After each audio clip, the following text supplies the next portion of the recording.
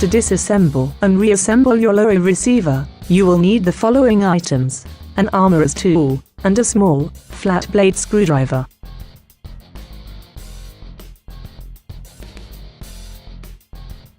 Armorer's tip: use a roll of utility tape to support the weapon while you work. Beginning with the locking block pin, push the pin out from the left side of the weapon, so it exits from the right side. Next, remove the trigger mechanism housing pin, again starting from the left side of the weapon. Finally, position the pin punch on top of the trigger pin. With your other hand, move the slide stop lever back and forth until it is aligned with the trigger pin, then push the pin out. Now, the slide stop lever can be removed. Use the pin punch to carefully loosen the locking block. Then use your fingers to remove it from the frame. You are now ready to remove the trigger assembly. Note, you may also choose to remove the magazine catch and the slide lock lever. At this time, follow the links shown below for these procedures.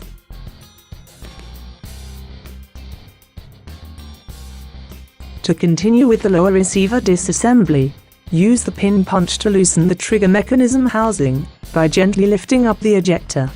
Then, grip the ejector and remove the entire trigger assembly. Next, swing the cruciform end of the trigger bar away from the trigger mechanism housing and lift it out. Note, the trigger spring is attached in an S orientation, viewed from the right side of the firearm.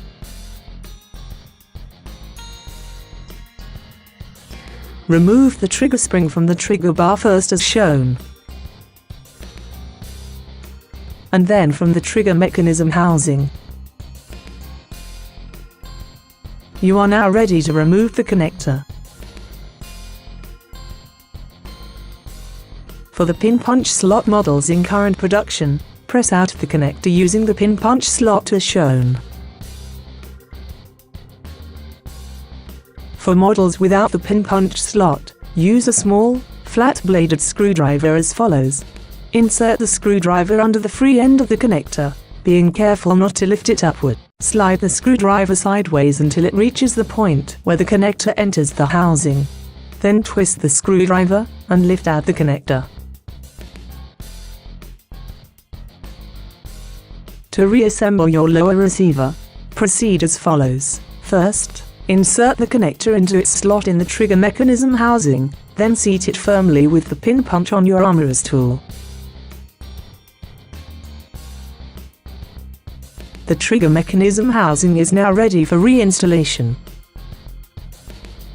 Note, the trigger spring is attached in an S orientation, viewed from the right side of the firearm. It must be reinstalled in this orientation. Attach the trigger spring to the trigger mechanism housing first. Then attach it to the trigger bar as shown.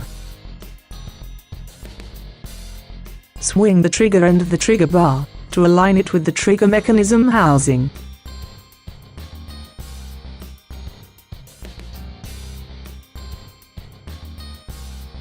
The radius at the rearward end of the trigger bar must be positioned correctly on the connector as shown. Also, be certain the trigger spring is properly aligned with the trigger bar. If it is twisted and jammed against the trigger mechanism housing, the trigger will not operate correctly. Use the small, flat blade screwdriver to carefully move the end of the trigger spring back into proper alignment with the trigger bar.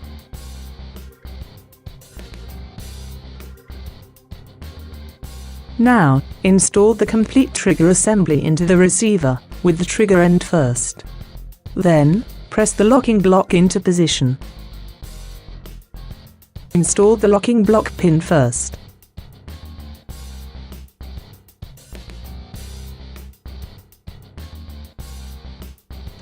Next, install the trigger pin and slide stop lever as shown, with the slide stop lever spring under the locking block pin.